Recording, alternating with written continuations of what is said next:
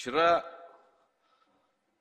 в Фейсбуке, в социальных сетях было очень бурное обсуждение. Не только бурное обсуждение, но и осуждение. Меня сравнили с фашистом, рядом поставили с Гитлером. Большое спасибо за это. Кем только не назвали. Но я очень благодарен этим людям, которые отозвались.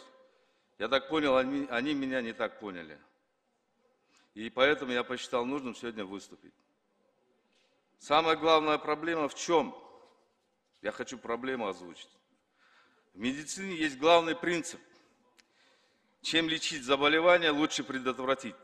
Сегодня этот постулат как никогда очень актуален. Мы стали свидетелем того, что с каждым годом появляются все новые и новые заболевания, и лечить их становится труднее и дороже.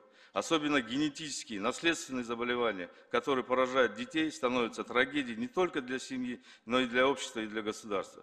В Кыргызской республике в среднем рождается 150 тысяч детей в год. И только небольшая часть родителей может вести беременность в соответствии с международными протоколами в хорошо оборудованных частных клиниках в городах Бишкек и Ош. Учитывая стоимость процедур и анализов в частных клиниках, большинству населения оказывается не по карману обслуживаться в них. Большая часть населения ведет беременность как может, то есть насколько позволяет их возможность. Пренатальный дородовой скрининг – это разновидность скрининга, комплекс медицинских исследований, лабораторных, ультразвуковых, направлен на выявление группы риска по развитию порогов плода во время беременности. С целью выделения групп повышенного риска пренатальный скрининг проводится во время беременности, направлен на выявление осложнений беременности, в том числе развития пороков плода. С помощью пренатального скрининга выявляются группы пациенток, у которых риск развития пороков плода выше, чем у других. По результатам скрининга принимаются решения о проведении более детального обследования и консультаций, инвазивные методы исследования, консультации, генетика. В связи с недоступностью качественных медицинских услуг по пренатальному скринингу для населения в стране увеличивается количество рожденных детей с патологиями, хромосомными аномалиями и врожденными пороками развития. Методов первичной профилактики, предотвращающих патологии на этапах зачатия ребенка, не существует. Ребенок с патологией может родиться у каждой семейной пары, вне зависимости от социального статуса. В связи с этим единственным предупреждающим методологическим подходом сегодня представляется массовая безвыборочная пренатальная диагностика беременных. В случае выявления патологии только родители решают, прерывать беременность или сохранять. Вот здесь я хочу остановиться. Вчера, я же говорю, наверное, неправильно поняли. Исследование дается родителям в руки, и только родители решают, будут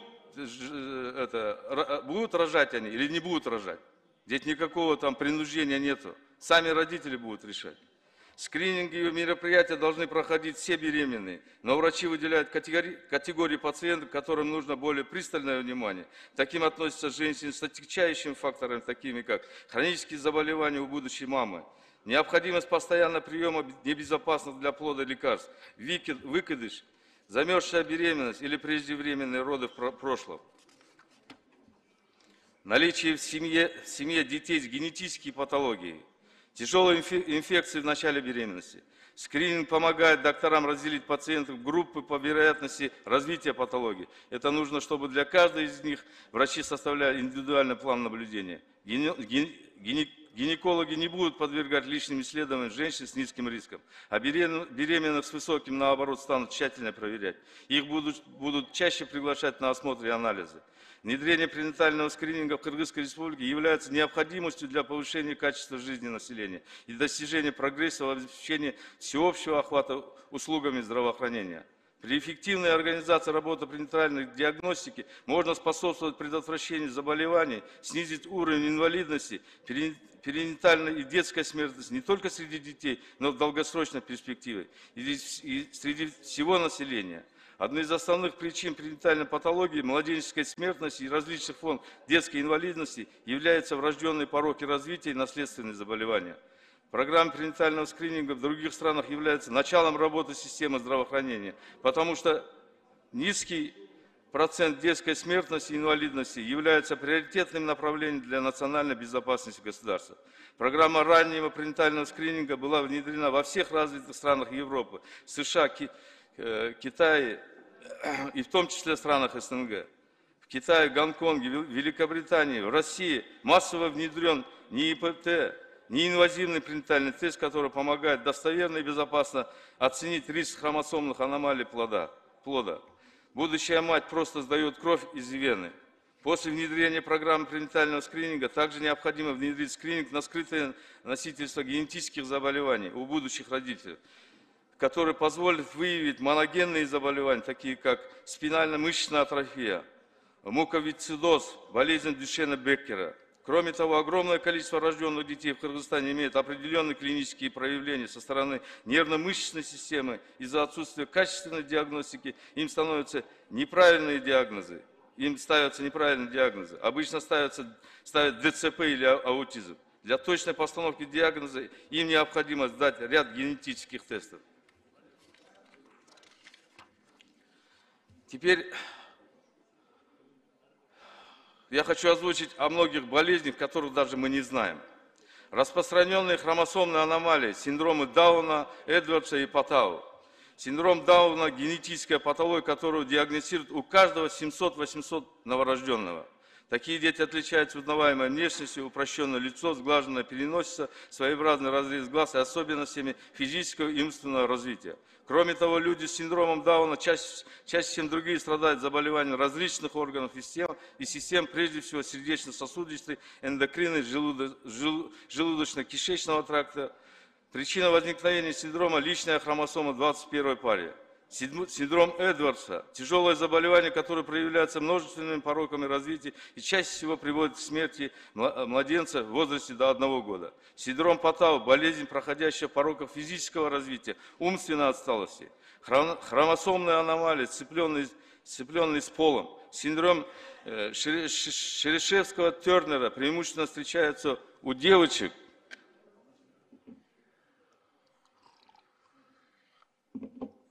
Новорожденные с этим синдромом нередко рождаются недоношенными или маловесными. Синдром Клайфельтера – болезнь, которая встречается исключительно у мальчиков. Синдром Джейкобс – еще один исключительно мужской синдром.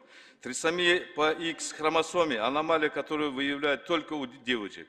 Микроделиционные синдромы, синдром Ди-Джорджи, синдром Делексия 1P36, синдром кошачьего крика, синдром Ангельмана, синдром Прадера. И в конце концов детский церебральный паралич и аутизм. Мы знаем всего 3 вида. Это аутизм, церебральный паралич и Даун. Смотрите, сколько болезней, да, которые мы можем выявить на стадии предродового, ну скажем, на 11-13-месячной и недельной беременности. Именно через пренатальный скрининг. И сейчас я хочу обратить ваше внимание на цифры, которые доказывают, что в Кыргызстане не все так хорошо. В Кыргызской республике за последние 3 года в структуре причин младенческой смертности врожденные аномалии занимают 2-е место. При этом следует отметить, что количество случаев растет с высокими темпами. Если в 2020 году количество зарегистрированных больных с ВПР в первой жизни было 3551 человек на 158-112 рожденных, что составляет 2,25%, то в 2023 году было 4502 ребенка на 145 977 рожденных, что составляет 3%. Рост за 3 года составил 37%. В то же время количество новорожденных с каждым годом снижается, а за 3 года спад рождаемости произошло на 8,3%, то есть на 12 135 рожденных. Зарегистрировано больных в первые годы жизни в 2020 году было 3551 человек на 158-112 рожденных. В 2021 году 4994 на 151. Қошып қойсаңыздар, ойыңызды бүтіріп алыңыз. Рахмат, в 2022 году 6004 детей на 150 225. И в 2023 году 6800 детей на 145 977. В итоге за 5 лет мы только, за 4 года получили 18 351 ребенка-инвалида. На 604 тысячи. Это составляет примерно 3,5%. Я считаю, это очень много. Последние годы наблюдается тенденция вступления в брак в более позднем возрасте, что приводит к более поздним беременностям у женщин. Беременность после 35 лет в десятки раз увеличивает риск рождения детей с синдромом Дауна. Таким образом, обеспечение здоровья новорожденных становится важным фактором для снятия опасений у женщин старшего возраста. Пути выхода из этой ситуации. В начале 2000-х годов в мире была разработана и успешно опробирована на миллионах беременных женщин из разных стран методология раннего пренатального скрининга, проводимого в сроках беременности от 11 до 13,5 недель беременности. Что дает программа пренатальной диагностики в целом? Раннее выявление наследственных пороков развития плода, проблемы медицины плода, патологии плода. Риски некоторых заболеваний матери, таких как преждевременные роды и задержка внутриутробного развития плода. Своевременное лечение патологических состояний плода в случае их выявления. Снижение материнской смертности, снижение разводов. Здесь самое главное еще социальная часть есть среди молодежи. Очень много, которые рождаются дети-инвалиды, бросают с матерью и уходят мужчины. Я считаю, это неправильно. И родители самостоятельно принимают решение о сохранении плода и прерывании. Внедрение пренатальной диагностики на всех уровнях здравоохранения и по всей территории Кыргызской республики принесет значимый социально-экономический эффект и сыграет особую роль для экономического развития Кыргызской республики. Ежегодные затраты государства на детей с ВПР и с ХА в данный момент пособие по инвалидности сегодня получают на 8 миллиардов 75 миллионов сомов. Пособие по персональному ассистенту миллиард 486 миллионов. На медикаменты уходит около 5 миллиардов сомов. Необходимы финансовые ресурсы для запуска программы пренатального скрининга. Для обслуживания 150 женщин, до 50 тысяч женщин требуется всего 400 миллионов сомов при 100% охвате программы пренатального скрининга. За 3 года мы всего лишь с бюджета потратим 1 миллиард 200 миллионов. И реализация этого проекта, честно говоря, с помощью сегодняшней нашего Минздрава, я вижу, что не получится. И тут надо сегодня очень много компаний и ребят, которые хотят помочь именно на основе ГЧП внедрить именно эту программу пренатального скрининга. Я почему уделил этому очень большое внимание? Я всем душой и сердцем за это переживаю. И каждый из вас, депутаты, постоянно встречаетесь. Я хочу большое спасибо сказать тем депутатам, которые поднимают именно вопросы здравоохранения. Вот возьмем с онкологией. Я помню, в прошлом созыве Айсулу Мамашева добилась все-таки, чтобы государство выкупила или купила, правильно будет сказать, линейный ускоритель. Сколько мы жизней сохранили из-за того, что купили это оборудование. В конце своего выступления я хочу остановиться на том, что, уважаемые коллеги, я прежде всего хочу поблагодарить тех людей, которые не остаются равнодушным перед этой проблемой. Я не зря в начале своего выступления сказал, что меня сравнили с фашистом. Я ни в коем случае даже не оскорбился. Я понял одно, что люди недопоняли меня. И я очень большое спасибо хочу сказать именно человеку, который выпустил пост про меня и вначале написал правильно то, что я сказал, а в конце просто маломальски перефразировал мои фразы. Это Семетей Аманбеков и тем людям, которые в их числе Айджан Чиныбаева, Ольга Турханова. Это очень известные люди, которые на самом деле немало значат для нашей страны. И поэтому я хочу выразить им благодарность. Какие бы ни были комментарии к моему выступлению вчерашнему, да, но это подчеркивает, что никто не равнодушен в Кыргызстане по инвалидности наших детей. И я почему этот вопрос поднимаю? Я ездил в Алмату, разговаривал с генетиками, посетил очень много лабораторий. Сегодня ни одна лаборатория у нас не может на генетические исследования вести. Ни одного генетика не осталось у нас в стране.